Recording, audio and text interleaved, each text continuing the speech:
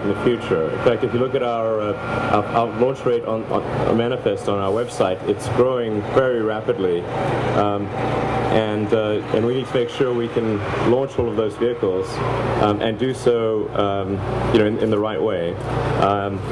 And so I think so we look all around the country to see what might make the best commercial orbital launch site. And we actually looked at several places in Texas.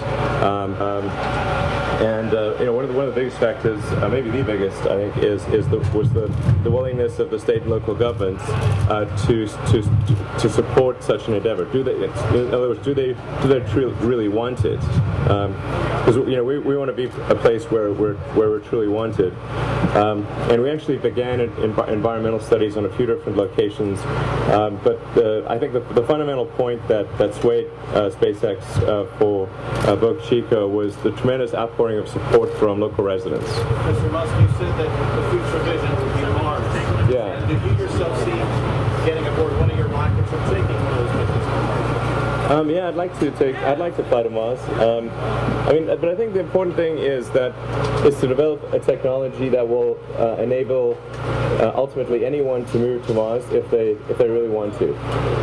So that if somebody works really hard and saves up, that they could move to Mars. That would be very expensive. Would it be in conjunction with governments, or would it be the ultimate space tourism? How do you see that developing in a half generation or generation? Yeah, I think it's very likely to be a joint government commercial endeavor. And in fact, as it is, NASA's kind of laying some of the very early exploratory groundwork for Mars, with the rovers and the recent MAVEN spacecraft that went into orbit around Mars. So that sort of very early precursor stuff is actually quite helpful.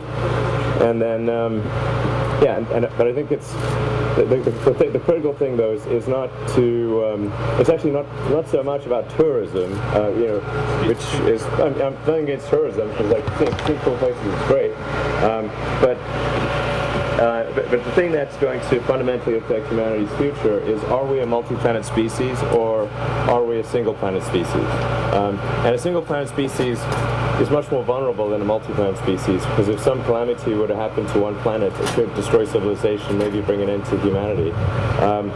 Now, I should say I'm quite optimistic about. I'm an optimist by nature, obviously. Otherwise, wouldn't have gotten the rocket business otherwise. Extra optimism required for that. So I'm positive about the future of Earth. There's certain important things we need to do this century. I think we also need to work hard to minimize our carbon emissions in the oceans and atmosphere. Not bring it to zero, but just think of it like it's a bank account. We're using up the bank account, and at a certain point we won't be able to put any more carbon to the atmosphere without causing something really bad to happen. So you're under the NASA contract. Are you working in conjunction with other governments, other space agencies that express interest in contracting with you to send payloads? I'm sorry. For example, the Japanese or the Europeans that send payloads. Elon, compared to other ventures or other successful countries, how does this make for you personally? Space, compared to, say, Tesla and Solar City? I think they're all really important. In terms of my day-to-day time, it's currently split about half and half between Tesla and SpaceX. And in most of my time at both companies is actually spent on engineering and design. So I think people will often see my name in the news and think, well, I must be just doing a constant media campaign. But this is not the case. Sometimes just some random tweet that I did, and it's gets tons of attention. But this feels great. It feels like the future. It feels like we're making real progress towards a future where humanity is a spacefaring civilization, and ultimately, in order for that to occur, there have to be hundreds of orbital rocket launches per year, maybe thousands, because if you think of how many launches are needed to ultimately establish a base on Mars, it's a lot of launches, particularly if you want to make it a self-sustaining base. where the key threshold is, if the resupply spaceships from Earth stop coming, the Mars city would still be able to wouldn't die out. That's like the key threshold that I think we want to try to reach, and that's going to require a lot of launches and as we look ahead to the future, that's one of the things that we felt was very important to establish an additional a launch site, and one that was optimized primarily for commercial activity.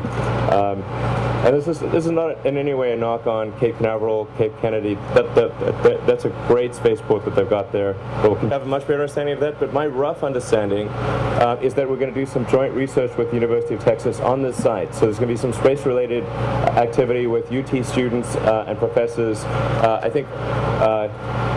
think if not permanently, semi-permanently associated right near the launch site. They're creating something called the Stargate. That's correct. So, yeah.